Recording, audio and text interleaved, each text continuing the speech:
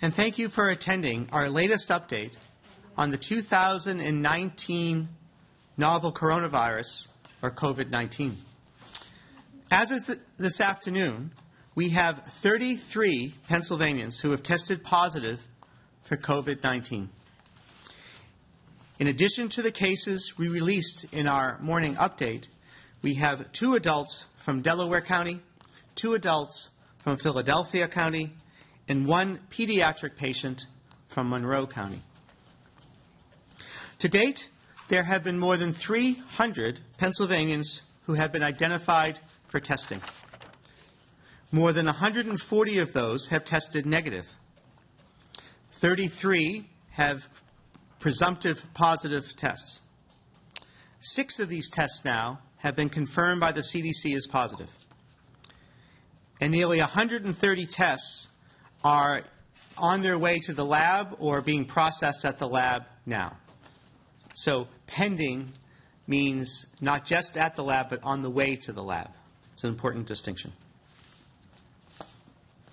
There is also the 1 patient who doesn't count towards our numbers, who is from another state. And so I'm going to stop saying a certain number plus 1 and assume we all know what we mean now.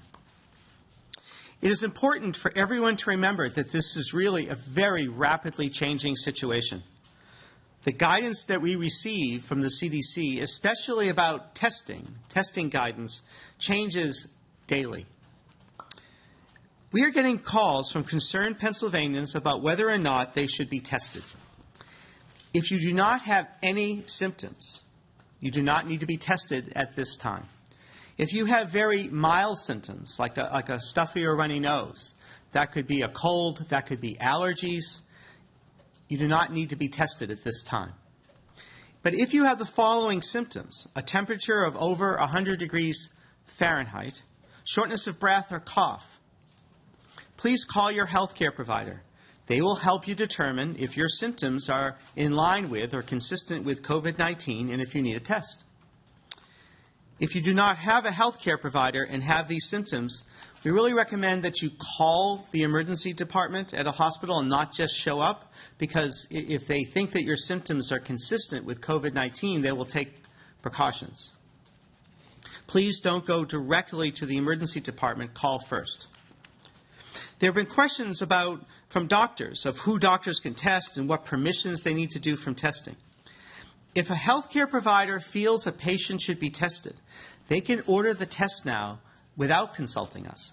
There are commercial laboratories that work with providers, that work with hospitals and health systems, and will work with them on specimen collection, transportation, and testing. So there are at least 2 commercial providers that will do that now. There are more coming up next week, and we're aware of hospitals and health systems that are working on developing their own tests so the tests can be done in-house from a hospital or health system. If the provider would like to consult with the department to determine if a test is required, that's fine. And please call us at 1-877-PA-HEALTH, and we welcome those calls. If the provider consults with us and we don't recommend a test because of CDC criteria, but the provider really wants to do a test, then order it and send it to a commercial laboratory. You do not need our approval to send tests to the commercial laboratories. And we will get those results through our information system, our positive or negative results, so that we'll know the numbers. Now, it's very important that everyone remember that there are very simple steps that people can use to protect themselves from the spread of contagious diseases, including COVID-19. Please wash your hands with soap and water for at least 20 seconds, the time it takes to sing happy birthday twice. And use hand sanitizer if soap and water are not available. Cover coughs and sneezes with your elbow and not with your hands. Please try not to touch your face, because if you touch a surface and then touch your face, that could, in theory, transmit COVID-19. Clean surfaces frequently. And if you are sick, please stay home until you are feeling better. Practicing these everyday simple steps can help slow the spread of this virus, COVID-19. For the most reliable information related to Pennsylvania's response, please visit our website at health.pa.gov. Now, as this situation evolves and develops, we will continue to update Pennsylvanians through our website, our Facebook, our Twitter account, our press releases, our press conferences, etc. If you have questions about your health, please contact your healthcare provider. And we have been working very hard to update providers on how to assess patients and with information about testing, and we will continue to do that. What is most important for everyone in Pennsylvania to remember is please stay calm.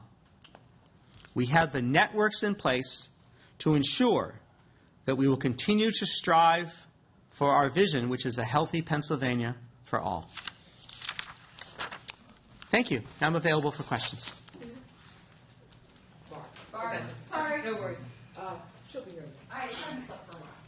Do you believe the Pennsylvanians that need testing are getting tested, and talk about the impact of the commercial laboratories? So we are striving to make sure that everybody that needs to be tested gets the tests, and we're continuing to work on all of our communications, like this press conference, as well as our press releases and our website, and working with the healthcare providers. If a healthcare provider feels that a test can be done, it can be done. But it's fine to call us and discuss it at 1-877-PA-HEALTH. But they do not need our permission to send a test to a commercial laboratory. So I think that the addition of the commercial laboratory is very, very important. And then as more hospitals have their ability to test in-house, that'll make tests even more available. But we do have tests available at the Pennsylvania Department of Health. We have tests pending as we speak. We're working with county and municipal health departments as well as providers to process those tests. If the test is done at our laboratory, it's free. If the test is done through a commercial laboratory, they will bill insurance, and all insurance companies in Pennsylvania and Medicaid will cover the COVID-19 test. As the number of cases increase, is the Department of Health considering giving out more precise, specific information about location of cases? So, that's been a big issue that I know that we have been discussing. I think that we are giving out information that is necessary to protect the public health. And so if there was information that would be really necessary, that would change a public health response, we are giving that information. So we give the counties. We're now giving out information about the numbers, et cetera, because I think that that's important now.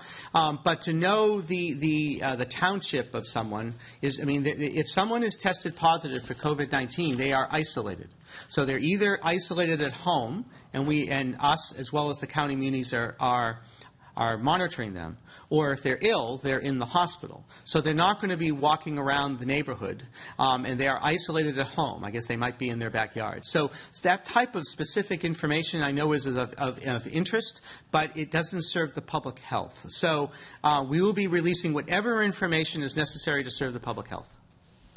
Follow up to that. So the concern that I'm hearing is that municipalities that don't have like a local health board won't necessarily know, like their EMS won't know if they're responding to a household with a sick person, and then that could just spread the virus to everyone. So Right. How are you handling that? So we'll work with EMS to make sure that they can deal with those situations. How are you working with like, municipalities? Yes, right. We've been in constant communication with our Regional Emergency Medical Services Council about the best ways to proactively prepare for calls just like what you're speaking about. And we're talking in terms of personal protective equipment and how EMS providers can best handle calls like that. We'll continue guidance just like that to speak to exactly what you're asking about. But that we have so few numbers and we don't have community spread, so they don't have to wear like the mask and protective gear for every home yet, right?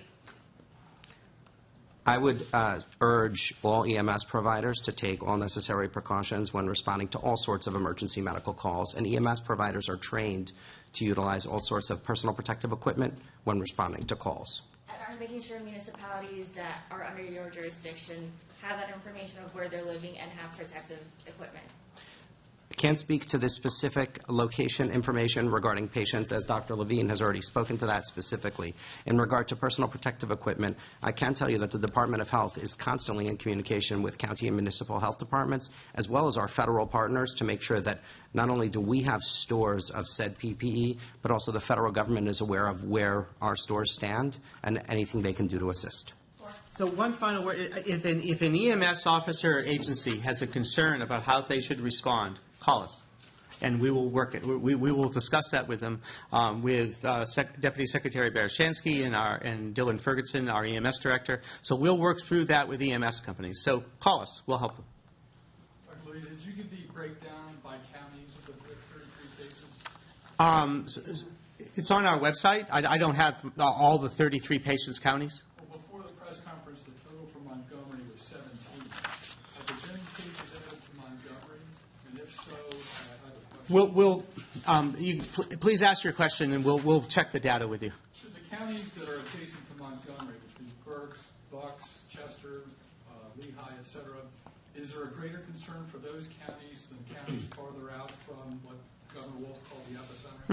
Well, so we're monitoring the situation throughout the state very, very closely. But you're correct that most of the cases have been in the southeast, although not exclusively in the southeast. And so we are going to monitor that really, really carefully and help any county with what their response. Did you want to respond? Matt and then Mark. I believe it was last week, the amount of testing that can be done at the state lab was increased. Is there Yeah. any efforts being done to increase even further as we get more and more tests?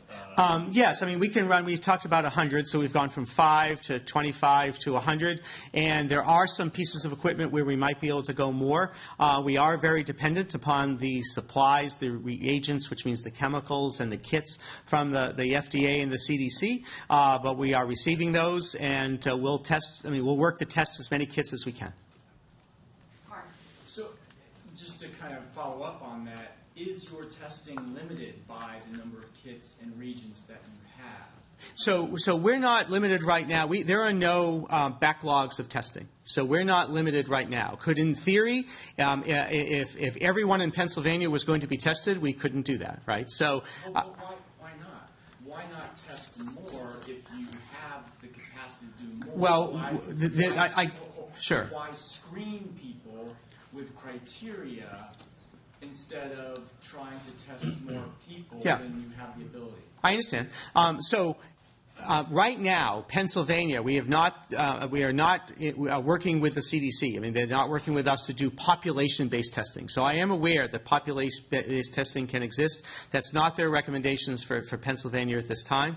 It might come to that, but if you think of how many people are in Pennsylvania, certainly that would be beyond our laboratory. So it's not that there's no limitation. It's just that we're not limited at this time. So to do a population-based testing would be beyond us at this time, but we might have to do that in the future. But you're not limited at this time because you already are limiting the number of tests that you're willing to do. Do you see what I'm saying? Yeah. So you're talking about different ways of evaluating a population. And so right now, the recommendation for us in the CDC is still to do symptom-based testing, to do testing based upon symptoms consistent with COVID-19. As I talked about, a fever, cough, and shortness of breath. It might come to a time to do population-based testing. It's obvious. I'm looking at the population of the Southeast, about how many tests would be necessary. I mean, that would be a limitation for us. We would have to work with the CDC about how, for any state, in any area, about how that would be done. Are you bound by CDC guidelines? Do you have to be bound by them? No, but we would not have the capacity to do population-based testing, which is testing everyone in the Southeast, right? But are the private labs essentially doing population-based? No. Because they don't have the same, they're not obeying the same limitations? No, but a person can't get tested by a private lab without going to a healthcare provider. And we're recommending that, if a healthcare provider feels someone should be tested, they can test them. The other thing you have to remember is when you do population-based testing, a negative test doesn't mean they're negative, right? If you have no symptoms, then you could develop symptoms 5 days from now, but the test would be negative but could turn positive later. But what you're saying is that the physicians who send someone to a private lab are not bound by the same No. criteria. No, they don't have to call us, but they're not doing population-based testing either. They're testing patients with symptoms. That's where we are now. But there is something in between population testing and the CDC criteria, right? And you can. And that's pretty much where we are, in between population-based testing and strictly following CDC criteria with the relaxation of our guidelines. That's exactly where we are. With relaxation of our guidelines and the private lab testing, then we're not at population-based testing thousands and thousands of people, but we're not just following exactly the CDC criteria. So that's exactly where we are. Should we be at population-based testing? Not at this time.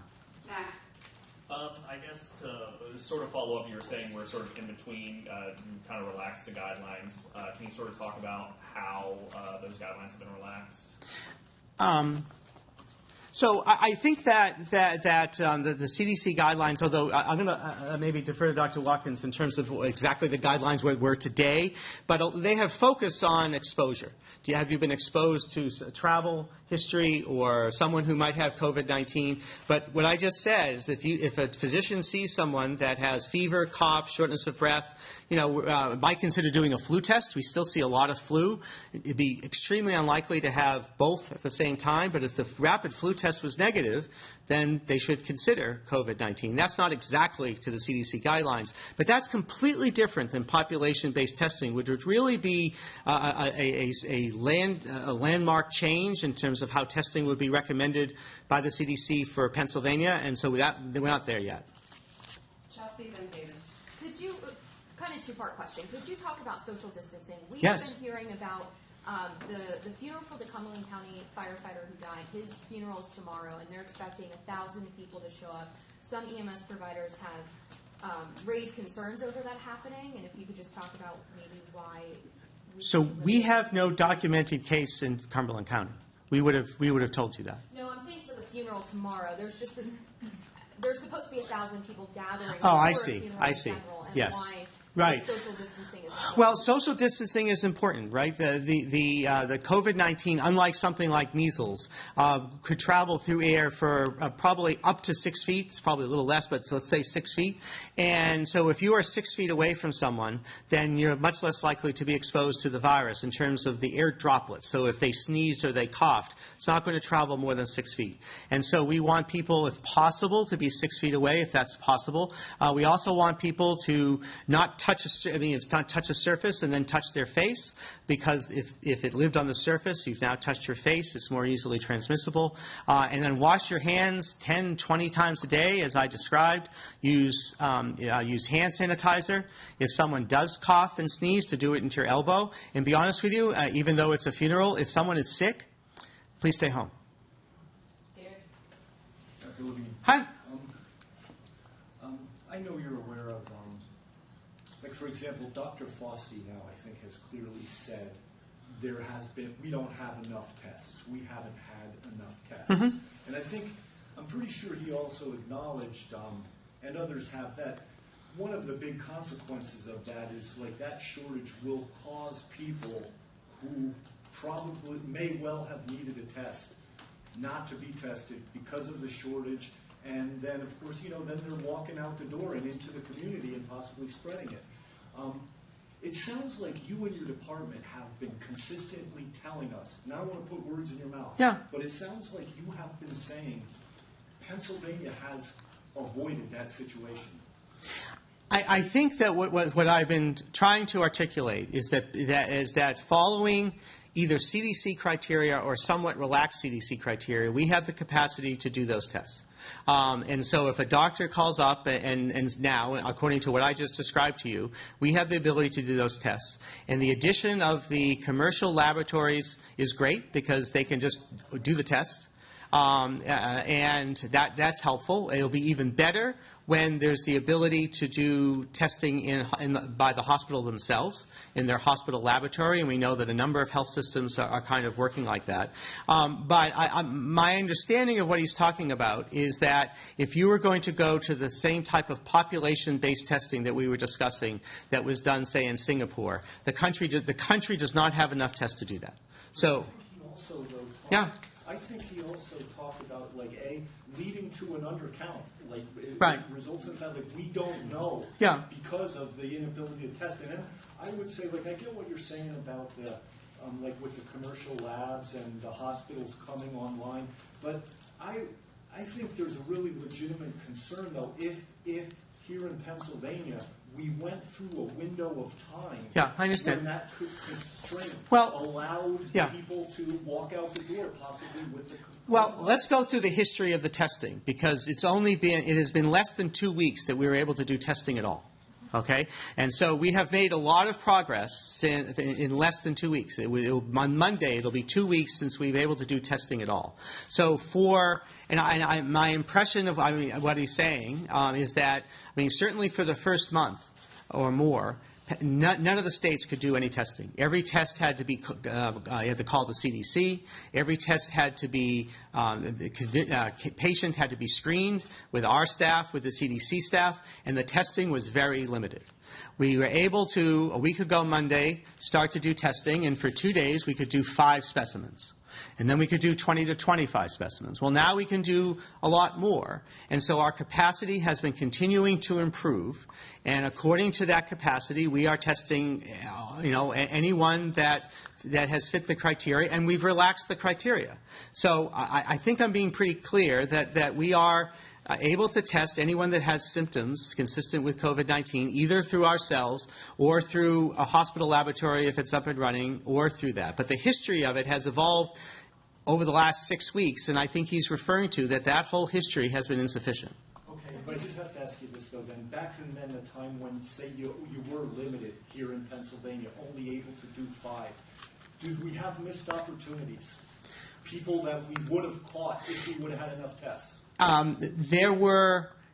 If people met the criteria as it existed at that time, we tested them. But the criteria have been continuing to change. There's a level of concern that there were people that we could have identified earlier, but they wound up. Yeah, I guess I can't promise that there were not people who had COVID-19 somewhere in the United States that weren't tested, but our ability to test has started a week ago Friday, and it's been continuing to improve. So you mentioned in the beginning that you have 700 to 800 tests, right? Test kits, or? I don't know the exact number. We're getting new supplies from the FDA and CDC, so I don't know the number now. Tell us the status of test kits now and how many you have left, how much reagents? I don't know. You don't know? No, not specifically, because I know we're getting new supplies, and even today. From the CDC? Yeah. Or either CDC or FDA. I don't know which. So we're continually getting new supplies. I don't know exact. Our impression from the our discussion with the laboratory director is that we can any test he can satisfy all of our needs for testing. But I think that and I want to emphasize this point, is that now that you can order through commercial laboratories, it's much easier just to do the test, and then that will continue to improve. But the country is not at a place where they could do countrywide population-based testing. And so I believe, I understand what Dr. Fauci has said, and I think if you put those two areas together, that's what we're talking about. Angela, and then Barb. I have a two-part question. Sure. The pediatric case that you mentioned, Yeah. is this a school-aged child? To the extent that, I'm not asking you to say how old. I'm asking Right. you to say if it's a Well, it's a school-aged child. pediatric patient, so it's by definition under 18, so the patient would be in school. Okay. And we're going to be working on that. We just got this result. So then what Hot off kind the of- press. Okay, great. So then what kind of communication has there been with that school, with the school districts, with parents in that school? We're working on that today, and that just happened. Okay, so there hasn't been any... I don't know, actually. It just happened. So we're trying to give you the latest information. We just got these lab results back. Mark, that's going to talk about that. Is that the first child, or? That would be the first, Dr. Pediatric Watkins. patient. It is the first pediatric patient, yes, and it is under investigation, and we have no further details. Yes. And second, if I just may, right, the hospitals will soon be able to do some testing? So, yes, now not every hospital. So certain hospitals and health systems are developing their own testing. I know that Children's Hospital of Philadelphia can do their own testing. And we've heard that, I know Philadelphia is sending some of their samples to them. And so that's great. They can't supply the state either. But as more hospitals and health systems come online, and I don't know their exact timetable, then that will be really helpful, because then they don't even have to use the commercial labs. They can just obtain the specimen they would any other specimen and run it through their lab. Right now, a physician would either obtain the specimen his or herself in the way just recommended by the CDC, or call on a hospital and say, I have this patient coming and you need to prepare. I think this patient might have COVID-19. They would obtain the specimen and then they would send it to the commercial lab the way they send other send-outs. It's not uncommon. Matt's got to be the last one. I know we've heard from some doctors who have said they haven't been able to get the testing through the department, and they're just not sure where to go from there. What do you say to those doctors as far as how they can get in contact with these commercial labs? Well, so they don't have to send they don't send the patient to the lab. These are labs that pick up specimens every day from doctors' offices, hospitals, and health systems. And so they should check with their hospital about really check with the hospital and the lab director. If I have a patient, I want to do this test. They're going to have to obtain the specimen, and then they call the lab and they pick it up like they do any send out. So it's pretty easy. Well, and we've been hearing that same comment, and so today we're working on some guidance for providers on how to access these commercial labs, just because we know it's a new test coming online, and so that guidance should come out either today or as soon as we can get it out. I apologize, we have to cut it off, but I'm Can going we just say how many of the 33 cases have a known source of infection? Can we use community spread? I believe, and we'll check on that, but I believe 32, and one is under investigation. So we have community spread. No, we have 32 where we have known risk factors. We clearly understand with confidence where these individuals came in contact with the virus, not community spread, and one which is still under investigation. The Philadelphia one that's been under We can't investigation go for weeks. So There has been one that has been under investigation. It's still under investigation, looking for say context. community spread. What would be the right word? It's under consideration for community spread, but we're not certifying that at this time. Would the one case be in Montgomery County? No. It's not. Okay, folks, I will follow up with Thank you. you. I got to get Secretary of the Capital.